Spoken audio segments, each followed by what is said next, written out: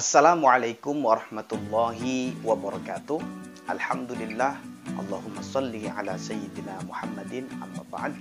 Jumpa lagi di Murojaah Channel, sahabat-sahabat muslim yang dimuliakan oleh Allah. Murojaah lagi, murojaah terus, konsisten murojaah. Baik sahabat-sahabat yang dimuliakan Allah, pada kesempatan kali ini kita akan melanjutkan murojaah kita, yaitu kitab Hidayatul Mustafid yang menerangkan tentang ilmu tajwid. Yang mana pada segmen ini kita masuk pada pembahasan tentang waqaf. Dan pembahasan sebelumnya yaitu tentang sifatul huruf dan juga makharijul huruf. Jika sahabat-sahabat berkenan untuk menyaksikan atau membutuhkan video penjelasan, silakan sahabat-sahabat bisa cek channel ini, dan jangan lupa dukung channel ini dengan cara subscribe, like, share, dan juga komen. Bunyikan tanda notifikasinya sehingga sahabat-sahabat mendapatkan notifikasi ketika kami mengupload video terbaru kami. Terima kasih.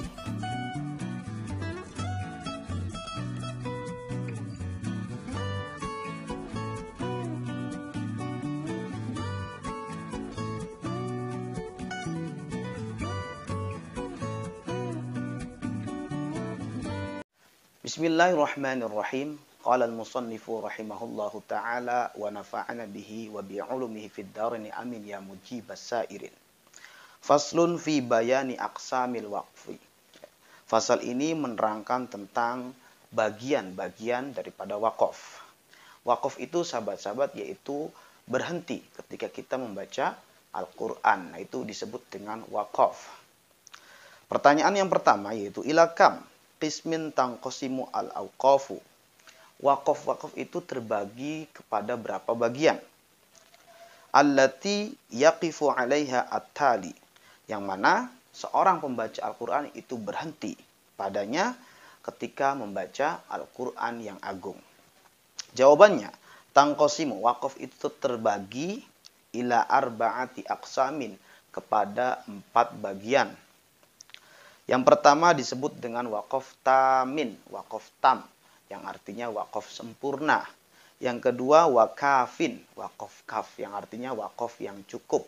Dan ini boleh juga digunakan sahabat-sahabat atau diamalkan. Wahasanin, dan waqaf yang ketiga ialah waqaf hasan, yang artinya baik. Dan yang terakhir waqabihin, waqaf buruk, ya, waqaf qabih. Dan ini harus kita hindari ketika kita membaca Al-Quran.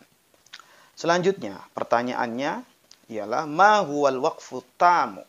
Apa yang dinamakan dengan waqaf tam atau waqaf sempurna?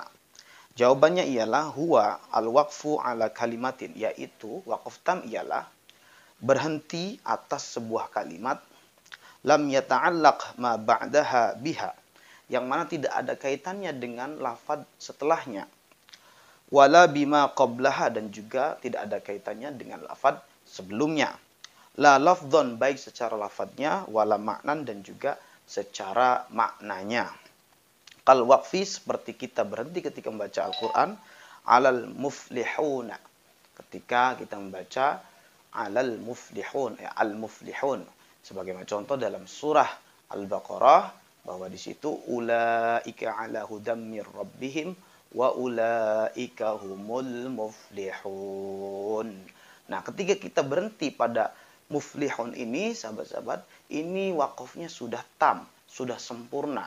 Artinya kalimat setelahnya kan innalladzina kafaru, itu sudah tidak ada kaitan maknanya dan juga lafadznya dengan al-muflihun. Karena al-muflihun ini membahas tentang orang yang bertakwa. Sedangkan ayat setelahnya innalladzina kafaru itu membahas tentang orang kafir. Makanya ini disebut ketika kita berhenti dalam muflihun ini disebut dengan waqaf tam atau waqaf sempurna. Selanjutnya, ma huwal waqful kafi. Sekarang apa yang dinamakan dengan waqaf kaf, ya? Jawabannya ialah huwal waqfu, yaitu berhenti ala kalimatin, atas sebuah kalimat lam yata'allaq ma ba'daha biha, yang tidak ada kaitannya dengan lafaz sesudahnya, wala bima qablaha, dan juga lafaz sebelumnya. Lafdhon, secara lafadznya, bal maknan faqat, akan tetapi secara makna ini ada kaitannya sahabat-sahabat, ya. Makanya ini perbedaannya antara waqaf tam tadi. Kalau waqaf tam baik secara lafadz dan maknanya tidak ada kaitan. Tapi kalau waqaf kaf ini lafadznya tidak ada kaitan namun maknanya masih berkaitan. Sebagaimana contoh kalau waqfi seperti berhenti ala qaulihi atas firman Allah la yu'minun. Ketika berhenti pada la yu'minun fi awalil baqarati, pada awal surah Al-Baqarah. Yaitu kalau kita lihat ayatnya ialah innal ladzina kafaru sawa'un 'alaihim a'anzartahum am lam tunzirhum la yu'minun. Sesungguhnya orang-orang kafir tersebut sama saja mau diberi peringatan atau tidak, mereka tetap tidak beriman. Nah, itu ayatnya sahabat-sahabat. Kemudian ayat setelahnya ya, li'annaha, karena sesungguhnya ayat tersebut ma'ama ba'daha, beserta dengan kalimat ya, kalimat setelahnya wa huwa khatamallah, yaitu khatamallahu ala qulubihim wa ala sam'ihim wa ala absarihim ghishawatu wa lahum adzabun azim.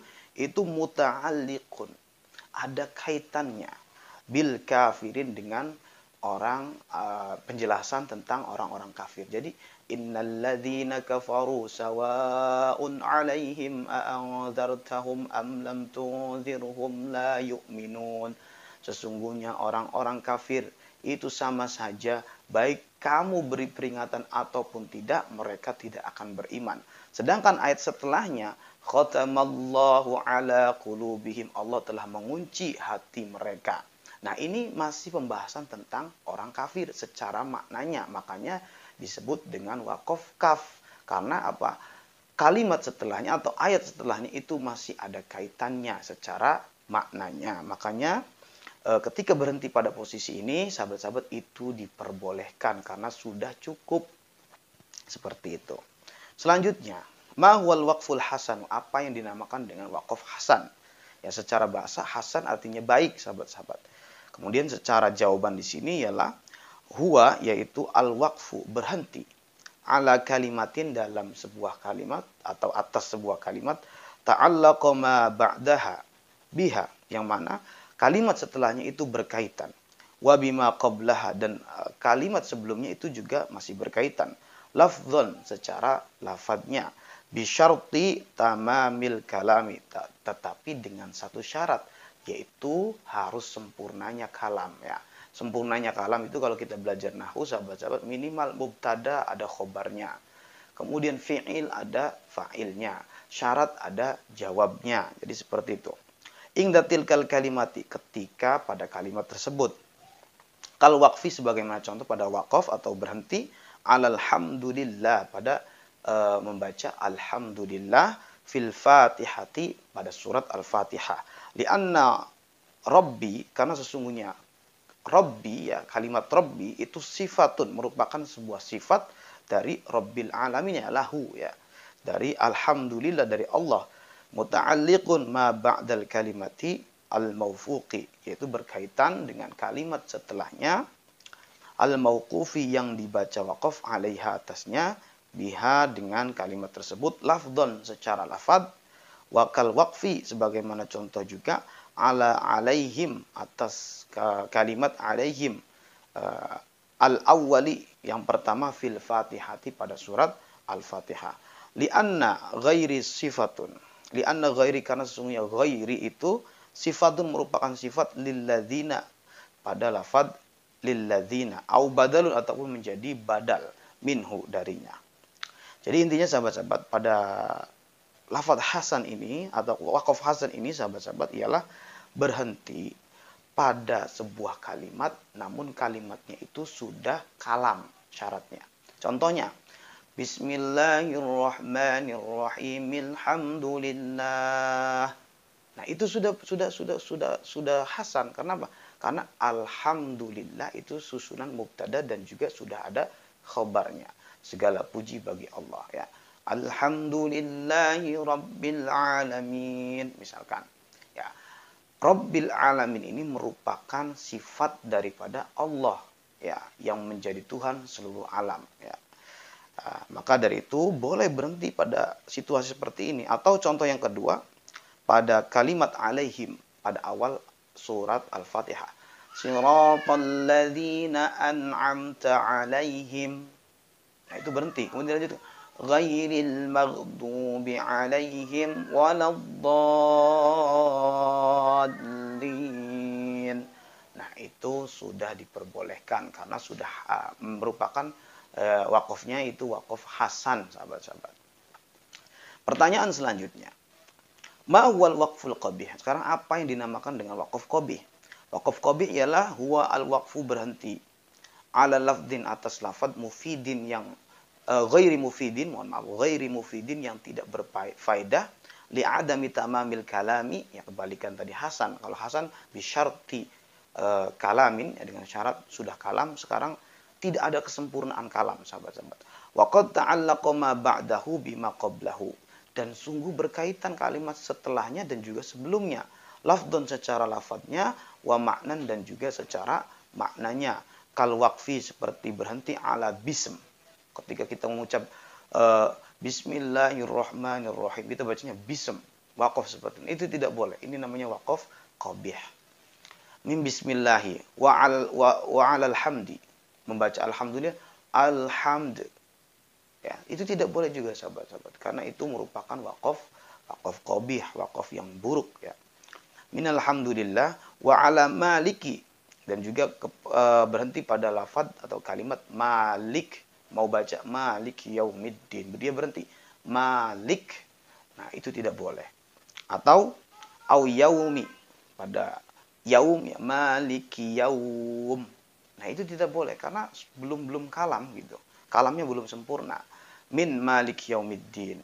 Li'annahu, karena sesungguhnya kelakuan tersebut la yu'lamu, tidak diketahui ila ayyi syai'in, terhadap sesuatu apapun. Udhifa, yang disandarkan kepadanya. Au ala kalamin, ataupun atas sebuah kalam yuhimu, yang khawatir salah persepsi atau salah paham. Wasfan, kepada sihab la yaliqu, yang tidak patut bihi dengannya, bihi dengan Allah, ya, kepada Allah Ta'ala yang maha luhur. Jadi khawatir sifat tersebut disalahpahami karena sifatnya tidak patut untuk Allah Subhanahu wa Ta'ala.